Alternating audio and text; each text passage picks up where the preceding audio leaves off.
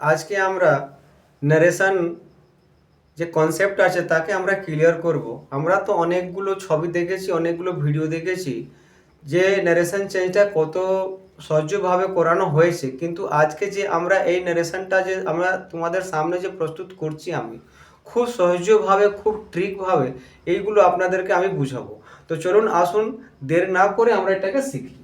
যেরকম এখানে দেওয়া আছে নারেশন বেসিক রুল, এটা হচ্ছে একটা বেসিক রুল। বেসিক রুলের উপরে আমরা সব কিছু এমন তৈরি করে দিচ্ছি তাদের আপনাদের কোনো অসুবিধে হবে না। প্রথমে দেখুন আপনাদের এখানে কি চেঞ্জ দ্য প্রনাউন, এটা আমরা জানি কি টেন্স যখনই আমরা নারেশন যখনই চেঞ্জ করি তখন আমরা কি করি, প্রনাউনটাকে চেঞ্জ করি। এটা খুব রিকোয়ার্ড, খুব দরকার আছে কি প্রনাউনটাকে চেঞ্জ করতেই হবে।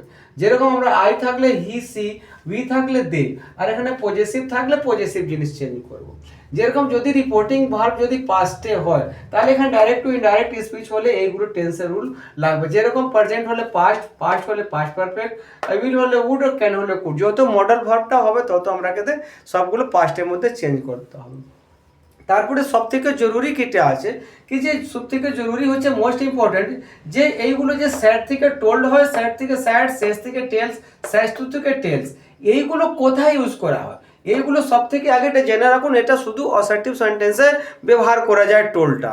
তো এই যেগুলো টোল্ডগুলো আছে, স্যাড, টেলস, এগুলো কত আছে, টেলস আর টেলস যেটা আছে এটা প্রেজেন্টের টেন্সে তৈরি করে চেঞ্জ করা হয়। কিন্তু এই যখন টোল্ড হবে, স্যাড থেকে টু, যে স্যাড টু থেকে টোল্ড করা হবে, এটা অ্যাসার্টিভ সেন্টেন্সে মাত্র হবে। তাহলে আমরা এখানে দেখবো যে তারপরেটা যদি এখানে একটা দেওয়া যায় একটা রুল কি, যদি এখানে টেন্স টাইম চেঞ্জ করা আছে, যদি আপনার টেন্স যেরকম হবে ওই টাইমটাকে চেঞ্জ করতে হবে। তো নাও হলে দেন করতে হবে, টুডে হলে দ্যাট ডে, এরকমগুলো অনেকগুলো চার্ট আছে, সেটাকে আপনারা জানেন, ওই জন্য আমি যত দরকার ততই আমি এখানে লিখেছি। তারপরে হচ্ছে নেক্সট, যত আমরা তো আমরা টেন্স পড়েছি, সেন্টেন্স পড়েছি। তো সেন্টেন্সের মধ্যে আমরা জানি কি একটা ইম্পারেটিভ সেন্টেন্স হয়, অ্যাসার্টিভ সেন্টেন্স হয়, অবজেক্টিভ সেন্টেন্স হয়, এক্সক্লেমেটরি সেন্টেন্স হয়, তো ইন্টারোগেটিভ সেন্টেন্স হয়। এই যতগুলো সেন্টেন্সের উপরেই আমাদের নারেশন চেঞ্জ করা হয়। মানে তার মানে এই ডাইরেক্ট ইনডাইরেক্ট স্পিচ করতে গেলে আমাকে সেন্টেন্স জানা খুবই প্রয়োজন আছে।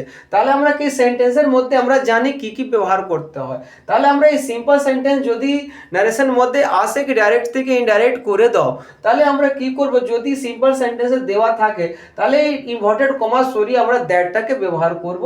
হি sad to me I am happy, যেরকম এক্সাম্পল মাধ্যমে আপনাদেরকে আমি শিখাচ্ছি কি he sad to me I am happy. তার মানে হচ্ছে কি, এটা যে পাস্টে দেওয়া আছে এখানে প্রেজেন্টে দেওয়া আছে, এটাকে যদি বলেছে কি প্রেজেন্ট থাকলে এটা পাস্টে চেঞ্জ করতে হবে। তাহলে দেখুন হি স্যাড টু মি, তা আই এম হ্যাপি।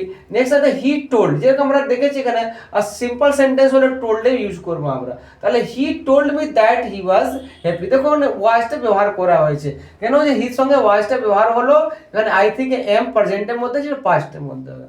নেক্সট হচ্ছে ইন্টারোগেটিভ সেন্টেন্স, এটা খুব গুরুত্বপূর্ণ যেটা আছে শেখাচ্ছি আমি, এটা ভালো করে শিখুন আপনারা। তো ইন্টারোগেটিভ সেন্টেন্সে যদি কোশ্চেন মার্ক দেওয়া থাকে তাহলে আমরা সব থেকে প্রথম কোশ্চেনটা যে রিমুভটা কোশ্চেন মার্কটা করে দেবো। আগে রিমুভ কোশ্চেন মার্কটা করব, আর ইনভার্টেড কমা যেখানে ফুল স্টপ ইনভার্টেড কমা দেওয়া আছে ওখানে আমরা ইউজ করব ইফ বা উইদারটা ইউজ করব। যেরকম আমরা এক্সাম্পল মাধ্যমে আপনারা দেখতে পাচ্ছেন কি he said are you ready, এখানে কি করছে, কোশ্চেনিং করছে কি he said are you ready, তখন এখানে ওখানে অ্যান্সার হচ্ছে কি হি আস্কড। দেখুন এখানে আস্কড ব্যবহার করা হয়েছে কেন, এটা ভার্ব টু এ দেওয়া আছে বলে ভার্ব টু দেওয়া হচ্ছে। তাহলে এখানে কি বলেছে কি যখন ইন্টারোগেটিভ সেন্টেন্সে থাকবে তাহলে যখনই আমরা ফুল স্টপ অর ইনভার্টেড কমাটাকে সরাবো তখন আমরা ইফ বা উইদারটা ইউজ করবো। তাই না, ইফ খুব একটা ছোট ওয়ার্ড আছে বলে আমাদের মুখস্থ থাকে, যেন আমরা ইফটাকে বরাবরই মনে মুখস্থ রাখবো। তাহলে he asked if I was ready. দেখুন এখানে টেন্স চেঞ্জ হচ্ছে, তো এখানে টেন্স চেঞ্জ হয়ে যাচ্ছে। নেক্সট হচ্ছে ইম্পারেটিভ সেন্টেন্স। ইম্পারেটিভ সেন্টেন্স মানে আমরা জানি কি কমান্ড, রিকোয়েস্ট আর অর্ডার আর অ্যাডভাইস দেওয়া হয়।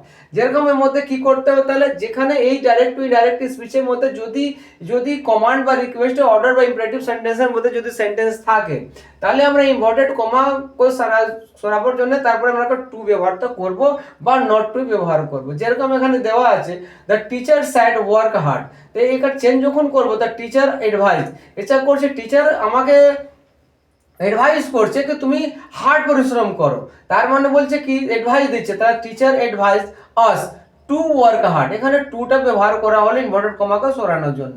নেক্সট হচ্ছে দেখুন father said to me do not waste time, এখানেও অ্যাডভাইসটা দিচ্ছে, the father advised me not to waste time. Next হচ্ছে এক্সক্লেমেটরি সেন্টেন্স। এক্সক্লেমেটরি সেন্টেন্সের মানেটা আমরা জানেন কি যে মধ্যে আমরা এক্সক্লেমেশন মার্কটা দেওয়া থাকে, ওটাকে সেন্টেন্স খুব সহজ এটা সেন্টেন্সটা। এর মধ্যে কি হচ্ছে যত ইম্পর্টেন্ট কমা দেওয়া থাকবে তার জায়গায় আমরা দ্যাট ব্যবহার করব। আর যেখানে যদি খুশি কথা হচ্ছে বা দুঃখ ভরা কথা হচ্ছে তখন আমরা কি করব, যদি খুশি ভরা কথা হলে এক্সক্লেমেট with Joy, এক্সক্লেমেট with sorrow, এক্সক্লেমেট with surprise.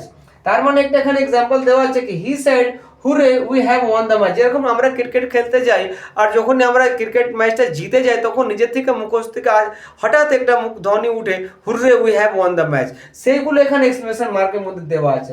তাহলে এর উত্তরটা হবে হি এক্সক্লেমেট উইথ জয়, কেন আমরা আনন্দ করছি, তাহলে he exclaimed with joy that they had won the match. দেখুন ভালো করে সেন্টেন্সটা এখানে প্রেজেন্ট পারফেক্টে দেওয়া আছে, উই হ্যাভ ওয়ান লেখা আছে, সেরকম একটা পাস্ট পারফেক্টে চেঞ্জ হয়ে যাবে, তাহলে উই হয় they had won the match.